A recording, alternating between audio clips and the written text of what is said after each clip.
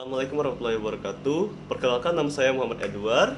Saya akan mempresentasikan tugas Kapsul Hukum Pidana kelas A, yaitu yang diampu oleh Bapak Dr. Hasanul Mukan, SH.MH. Boleh dibantu suara saya? Judul saya di sini yaitu kerusakan hutan akibat kegiatan pertambangan. Next. Latar belakangnya, kerusakan hutan akibat kegiatan pertambangan merupakan salah satu permasalahan yang serius yang berdampak luas terhadap lingkungan sosial dan ekonomi masyarakat. Terutama hutan itu berperan penting terhadap lingkungan, ekosistem, dan iklim. Yang mana kita ketahui, pasca terjadinya kegiatan pertambangan, hutan, air, tanah, dan sekitarnya itu ikut terganggu, teman-teman.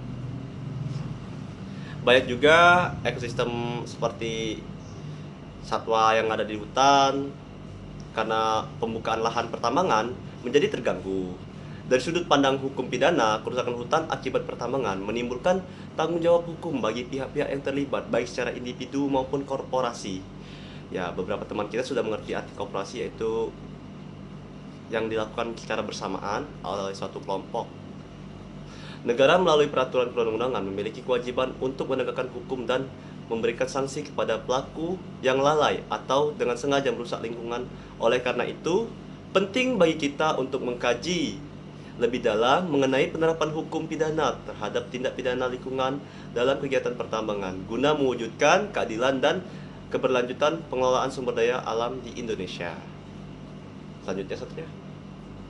Oke, di sini saya memiliki dua rumusan masalah. Yang pertama, bagaimana upaya dan kebijakan pemerintah dalam menanggulangi kerusakan hutan akibat kegiatan pertambangan. Dan yang kedua, oknum kegiatan pertambangan mereklamasi atau merealisasi kembali kepada ekosistem awalnya. Oke. Dan tujuannya, yang pertama juga itu mengidentifikasi upaya pemerintah dalam menanggulangi kerusakan hutan akibat kegiatan pertambangan. Dua, menganalisis kegiatan pertambangan mereklamasi atau merehabilitasi kembali kepada ekosistem awalnya. Pembahasannya yaitu satu, upaya pemerintah. Upaya pemerintah untuk mengatasi masalah tersebut, pemerintah melalui Kementerian Lingkungan Hidup atau disingkat dengan KLHK bekerja sama dengan aparat kepolisian dan TNI melakukan operasi penertiban tambang ilegal di kawasan hutan. Tujuannya untuk menghentikan aktivitas yang merusak hutan tanpa izin resmi. Namun sayangnya, kita seringkali mengetahui bahwasannya terdapat oknum aparat penegak hukum itu sendiri yang melakukan kejahatan tersebut. Pemerintah melalui sistem online single submission atau OSS dan Minerba One Data Indonesia atau disingkat dengan MODI memperketat perizinan tambang. Dengan sistem digital ini, setiap izin tambang bisa dipantau secara transparan sehingga meminimalisir penyalahgunaan izin di kawasan hutan lindung. Nah, ngomong-ngomong soal hutan lindung, itu bisa kita ambil contoh di Kalimantan. Mereka bilang ada hutan lindung yang dibuka secara tanpa izin, ya, tanpa tidak resmi, teman-teman. Di Kalimantan kasusnya. Oke, lanjut Sat.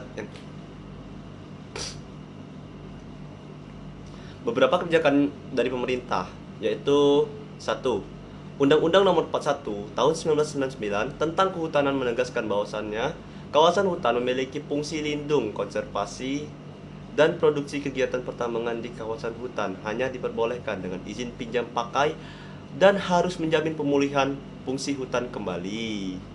Dua, Undang-Undang Nomor 32 Tahun 2009 tentang Perlindungan dan Pengelolaan Lingkungan Hidup atau disingkat dengan PPLH untuk mengatur kewajiban perusahaan tambang untuk memiliki analisis mengenai dampak lingkungan dalam kurung AMDAL sebelum kegiatan dimulai.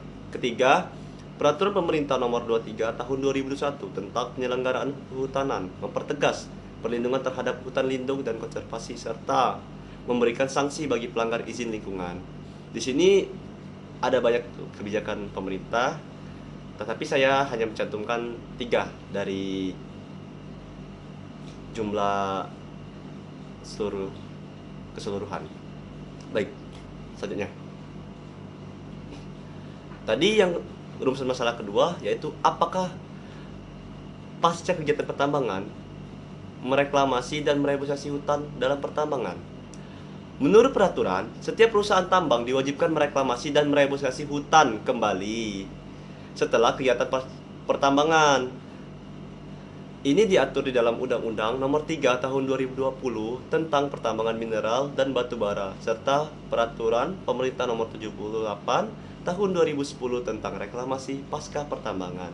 Upaya ini mencakup penanaman kembali pohon dan pengembalian perbaikan tanah dan pengembalian fungsi ekologis hutan. Faktanya, sampai saat ini belum ada satupun contoh yang dapat ditunjukkan pertambangan yang melakukan reklamasi ekosistem lingkungan atau mereboisasi hutan, padahal dampak dari kegiatan pertambangan sangat berpengaruh terhadap ekosistem lingkungan. Bukan hanya lingkungan ya, tetapi juga iklim. Saya berasal dari suatu daerah, dan daerah saya itu memiliki banyak tambang. Salah satunya yaitu lahat. Kita bisa melihat di area Merapi ya teman-teman. Sangat disayangkan masyarakat sana tuh mereka tidak lagi menyiram tanaman pada saat pagi-pagi hari atau sore hari, tetapi mereka menyiram rumah, dan udara di sana tercemar dengan debu aktivitas kegiatan tambang, dan itu sangat tidak sehat bagi balita, atau bukan hanya balita ya, tapi orang-orang sekitar sana juga menurut saya tidak sehat dengan udara lingkungan tersebut. Tetapi sayangnya kurangnya perhatian pemerintah terhadap masyarakat di daerah tersebut sangat-sangatlah disayangkan. Lanjut Satria.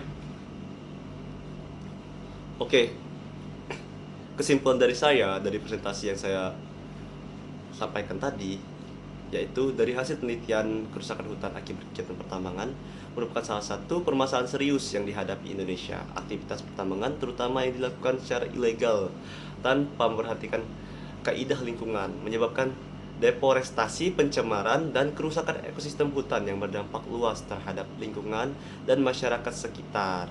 Pemerintah Indonesia telah melakukan berbagai upaya dan kebijakan dalam menanggulangi kerusakan hutan akibat pertambangan. For your information, hutan ini adalah paru-paru dunia ya guys. Kita ini juga salah satu paru-paru dunia, hutan Kalimantan. Dan satunya lagi itu yang saya ketahui, Brazil ya. Mereka punya hutan Amazon. Lanjut lagi ke topik tadi.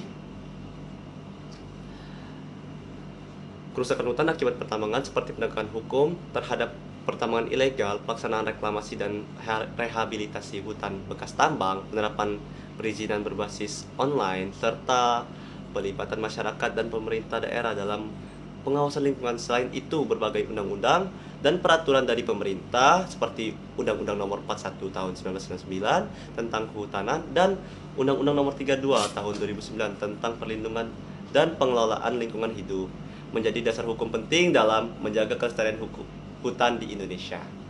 Selanjutnya Satria. Oke, saran saya sebagai peneliti dari topik yang saya angkat, sebagai peneliti untuk kerusakan hutan akibat pertambangan antara lain sebagai berikut. 1. Pemerintah perlu memperkuat pengawasan di lapangan melalui penggunaan teknologi modern seperti citra, satelit, dan drone untuk mendeteksi aktivitas tambang ilegal secara cepat. Nah, tambang ilegal ini juga cukup banyak di negara kita ya. Penegakan hukum harus dilakukan secara tegas dan konsisten terhadap pelaku pertambangan ilegal tanpa pandang bulu. Ketiga, perusahaan tambang wajib menjalankan prinsip good mining serta melaksanakan reklamasi dan rehabilitasi pasca tambang secara menyeluruh. Tapi sayangnya seperti yang kita ketahui tadi, belum ada tambang yang berhasil menunjukkan contoh mereka melakukan rehabilitasi dan reklamasi hutan pasca pertambangan ya.